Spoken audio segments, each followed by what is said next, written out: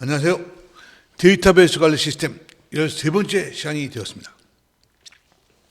지난 시간에 이어서 이제 관계에 대해서 설명하도록 하겠습니다. 관계에 대해서는 이제 1대1, 1대다, 다대다가 있다고 했고요. 그래서 관계가 이렇게 만들어지면 읽는 법에 대해서는 지난 시간에 설명했습니다. 그리고 이제 1대 다인 경우에 어떻게 조회가 이루어지는가에 대해서 설명했습니다. 이거 무지하게 중요하다고 말씀드렸습니다. 그래서 1대 다인 경우에는 모델링은 이렇게 되고요. 이렇게 모델링이 되었다면 실제로 테이블을 만들 때, RDBMS 테이블을 만들 때는 1에 해당되는, 이 고객에 해당되는 프라이머리 키가 일로 와야 된다. 왜 와야 됩니까? 물어보면 이거를 이용해서 두 개의 테이블이 조인되면 이렇게 만들고, 그러니까 어떤 고객이 무엇을 오더 샀느냐를 알고 싶으면 이걸 기반으로 해서 두 테이블 조인을 해가지고 이렇게 모양을 만들고 여기서 조회를 하는 거예요. 그러니까 그때 내가 말씀드렸죠. 그럼 이 두 테이블을 1대 다로 놔둘 거냐? 합칠 거냐는 여러분이 결정하셔야 된다고. 그렇죠? 성능이 문제냐? 그러니까 조회 성능이 좋아야 되는 거냐? 업데이트할 때 편하게 하면 좋은 거냐가 그 관건이 된다. 이렇게 보시면 되겠습니다. 뭐 결정하시면 됩니다. 어려운 거 아니고요. 그 다음에 이제 여러분께 설명드린 게 다대다의 관계. 그 다음에 뭘 설명드렸냐면 다대다의 관계가 있다면 실제로 이제 만약에 RDBMS에서 구현을 할 때는 모델링은 이렇게 하지만 구현을 할 때는 이렇게 바꿔줘야 된다라는 거 설명을 드렸습니다. 이해하셨죠? 여기까지 지난주에 설명했고요. 그리고 이제 다음에 나온 게 이제 1대1입니다. 1대1, 1대다, 다대다. 1대1은 뭐냐면요. 예를 들면 보시죠. 우리가 이제 엔티티를 하나 만들었는데 이렇게 되었다 칩시다. 그럼 거기서 보면 아이디, 유저네임, 폰 쭉 있으면 요 세 개가 마치 휴대전화에 대한 관련된 속성이다. 관련되면요. 요걸 여기다 이렇게 하나로 묶어도 되는데 만약에 이 엔티 개체가 가진 속성이 너무 숫자가 많은 거예요. 그런 경우에는요, 요걸 갖다가 이렇게 분리를 하는 것도 생각해 보실 필요가 있습니다. 그래서 여기서 이제 요걸 갖다 떼어내가지고 보세요. 떼어내고 ID를 서로 공유하게 해주는 거죠. 그렇게 되면 만약에 이 유저가 어떤 폰을 갖고 있느냐를 필요로 할 때는 연결시켜서 조회할 수 있고요. 보통 때는 이만큼은 고려하지 않아도 되니까 우리가 여러모로 편하죠. 그래서 1대1은 언제 쓰는 거냐면 하나의 그 엔티티의 속성이 너무나 많을 경우에 보통 많다고 하면 한 200개 정도? 굉장히 많을 경우에는요, 그걸 일부 이렇게 잘라가지고 다른 테이블에서 1대1로 매칭시키는 걸 고려해 보실 필요가 있습니다. 그렇게 해야만 만약에 다른 테이블이 얘랑 1대 N의 관계가 있어서 조인을 하는 경우에 이게 너무 많으면 이 연결되는 두 테이블 간에 너무 커지잖아요. 그러니까 이거 분리를 시켜놓으면 분리를 시킨 다음에 어떤 다른 테이블과 얘가 1대 N의 관계가 있으면 조인을 시키면 이렇게만 되잖아요. 그러면 이만큼은 어떻게 돼요? 중복 안 해도 되죠? 편하죠. 그래서 1대1의 관계를 만들게 되는 것입니다. 그리하여 자 지금까지 해서 ER 모델링, 엔티티 모델링 하는 거 배웠죠? 엔티티가 그다음에 릴레이션을 맺어야 되는 상황이라면 릴레이션이 1대1, 1대다, 다대다 해서 어떻게 쓰는 건가에 대해서 설명을 했습니다. 알고 나면 별로 어려운 게 아니죠. 그렇죠?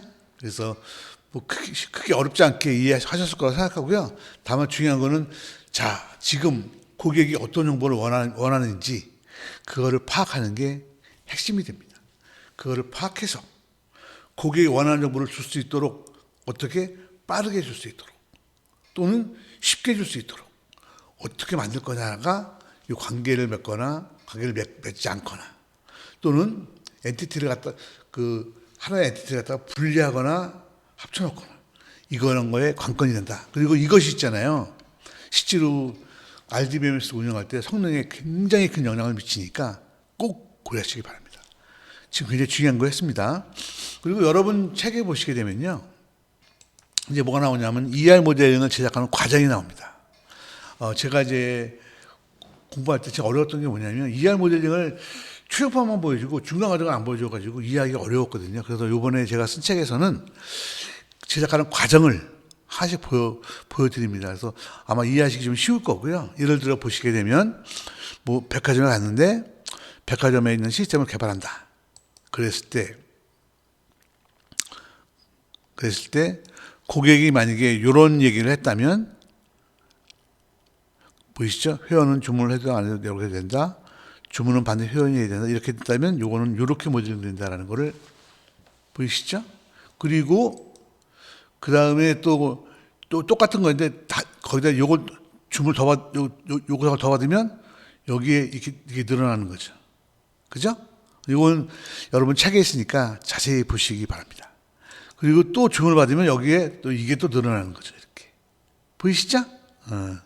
그 다음에 또 이게 또 요걸 받으니까 또 요게 또 늘어나는 거죠. 그러니까 보세요. 이런 요구사항에 대해서 이게 만들어지고, 이게 요구사항에 대해서 이게 만들어지고, 이 요구사항에 대해서 요게 만들어지고, 요 요구사항 때문에 요게 만들어지는 거죠. 이렇게 하면서 여러분이 어떻게 하냐면 이렇게 고객의 요구사항을 보고, 이게 이제 여기는 주로 이제 릴레이션에 관련된 요구사항인데, 릴레이션에 관계된 요구사항이 발생할 경우에는 어떻게 표현하는지를 배울 수 있게 됩니다. 뭐 한 가지 더 고려한다면, 예를 들면 이럴 때 이거 두 개를 합칠 거냐 말 거냐를 고민해 볼 필요가 있죠. 그죠? 지금은 안 합치는 게 나을 것 같아요. 왜냐하면 합치고 나면 얘랑 할 때 조인할 때 너무나 커지게 돼서 안 합치는 게 나을 것 같아요. 정말 이해가 되시죠? 그리고 이제 여기서 보시게 되면 또 요구사항이 생기면 여기서 늘어나는 거죠. 그래서 지금처럼 요구사항이 늘어나는 거에 따라서 계속 이렇게 하나씩 늘어나는 것, 요걸 뭐라 그러냐면 ER 모델링이라고 하는 겁니다. 그러니까 모델링은 두 가지가 있습니다. 고객이 얘기할 때 보면 처음에 메뉴를 보여주고요. 그 다음에 메뉴가 나오면 사용자 인증을 하고요. 뭐 이런 식으로 나오잖아요. 그건 프로그램 절차에 대한 거잖아요. 그런 거는 DFD. 구조적 방법론의 DFD에서 모델링 하고요. 우리의 회사 시스템은 뭐 고객들이 주문을 하지 일반인 주문은 받지 않아요. 뭐 이런 요구들을 하면 그거는 ER 모델링에서 하는 겁니다. 그러니까 다르죠. 그러니까 모델링은 두 가지가 있는 겁니다. 구조적 모델링이 있고 ER 모델링이 있고요. ER 모델링은 데이터에 대한 모델링이고요. 구조적 모델링은 처리 순서에 대한 모델링입니다. 이해가 되시죠? 그래서 두 개를 같이 써야 되는 겁니다. 그러니까 지금 요거는요, 여러분이 보시는 요거는 뭐냐면 ER 모델링 중에서도 릴레이션에 관련된 모델링 부분만 이렇게 보여드리는 겁니다. 엔티티에 관련된 모델링은 뭐 따로 어떻게 한다 그랬죠? 기존에 쓰시던 거 갖고 오거나 DFD에서 DG에서 갖고 오거나 뭐 그렇게 해서 만드는 거고요. 그렇게 해서 엔티티가 만들어진 상태에서 이런 요구사항이 발생할 경우에는 엔티티 간에 릴레이션을 맺어야 되는데 그럴 때 어떻게 맺느냐에 대해서 설명하고 있다. 이렇게 보시면 되겠습니다. 뭐 큰 어려움은 없으실 것 같고요. 그래서 보시게 되면 그래서 이제 제가 책에 보시게 되면 요거를 보고서는 거꾸로 이제 요거를 보고 읽어보라고 제가 한번 써놨는데 여러분도 요걸 한번 보시고요. 앞에 과정을 했었으니까 이거 거꾸로 한번 해보는 거예요. 그럼 요거는 어떻게 읽어야 되고 요거는 어떻게 읽어야 되는지를 한번 읽어보시면 공부에 도움이 되실 겁니다. 이해가 되셨죠? 그래서 여러분 책에 이렇게 그러니까 관계라는 거에 대해서 어떤 요구사항일 때 관계가 맺어지고 그러면 그게 어떻게 표현되는지를 갖다가 실제로 단계별로 이렇게 설명을 했다 이렇게 보시면 되고요. 요거는 한 번 정도 보시게 되면 큰 도움이 되실 거다 이렇게 생각합니다. 그리고 뭐 읽기니까 이건 읽기고요. 그다음에 이제 뭐 요걸 읽고 나면 요 다음번에는 좀 읽을 거 많이 있죠.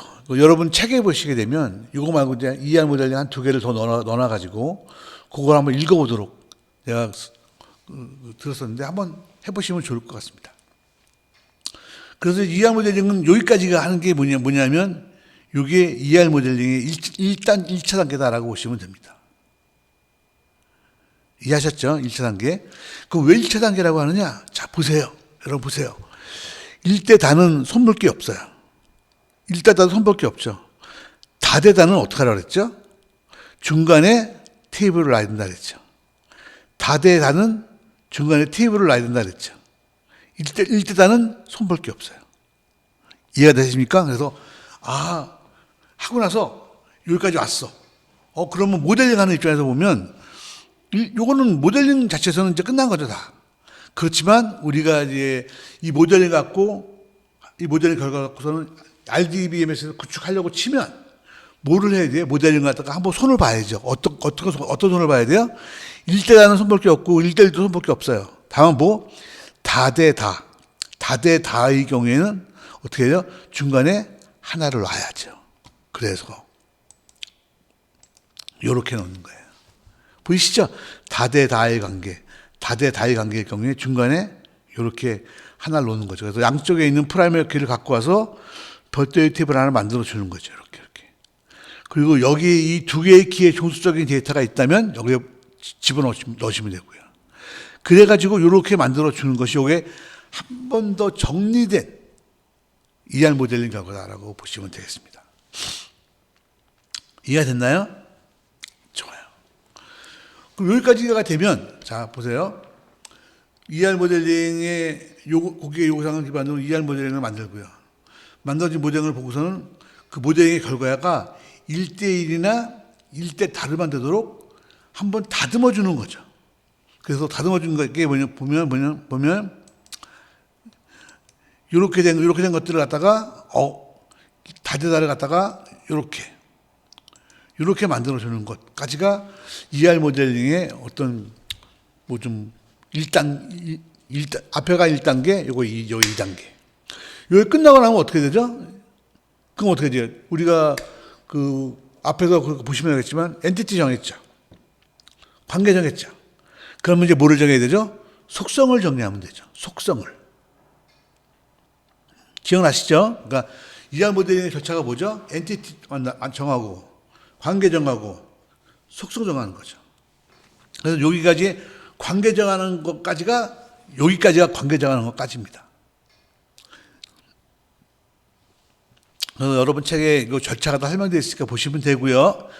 여기까지 끝나고 나면 이제 어떻게 되죠? 속성을 정리해야죠. 그러면 이제 어떻게 되냐? 보시는 것, 이거 하나 더 있네. 요까지 할게요. 요건 뭐냐면, 볼게요. 여기 보시면 이렇게 다 만들었는데, 만들고 나서 보니까, 이 프로덕트가, 예를 들면, 이렇게 만들고 나서 보니까 프로덕트가 이 제품에 대한 그러니까 속성이 너무 많은 거예요. 속성이 몇십 개가 되는 거예요. 그럼 어떻게 돼요? 이걸 1대 다로 하게 되면, 이 조인을 하게 되면 이게 속성이 너무 많기 때문에 이 테이블이 너무 커지잖아요. 그죠? 그런 문제가 있는 거예요. 그러면 이런 경우에 어떻게 하면 좋을까요? 어떻게 하면 되냐면요. 이렇게 하시면 돼요. 이 제품을 갖다가 쪼개면 돼요. 1대1로. 다 보이시죠? 제품에 대한 것만 달랑. 여기는 인포메이션에 대한 거, 제조사 정보에 대한 거, 이런 거 분류를 하는 거죠. 분류해도 1대1 관계를 그냥 맺어줘요.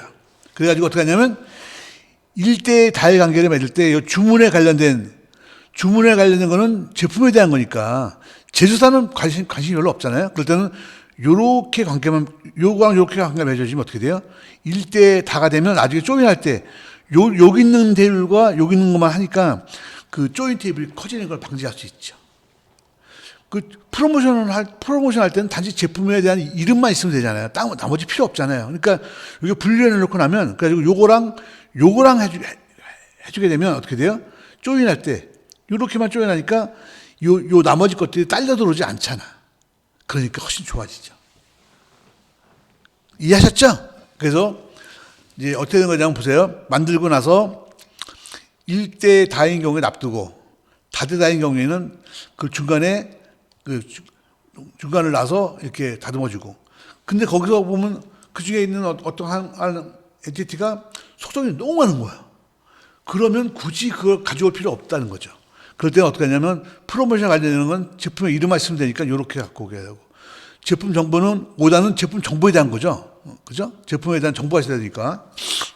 5단려면, 그러니까, 여기 분리시켜서 해놓고 요거 1대1 관계를 다 맺어 그렇게 되면, 내가 만약에 제조사 정보가 필요하면 이렇게 연결해서 갖고 오면 되고, 주문과 연결돼서 이렇게 조인을 하려고 하면 했을 때 이거 이쪽에 있는 것들이 딸려오지 않는다는 거죠. 그러니까 그 중간에 생성되는 그 중간 테이블이 크기가 확 줄어들어서 성능 개선 효과가 있다는 거죠. 이해가 되시죠? 여기까지.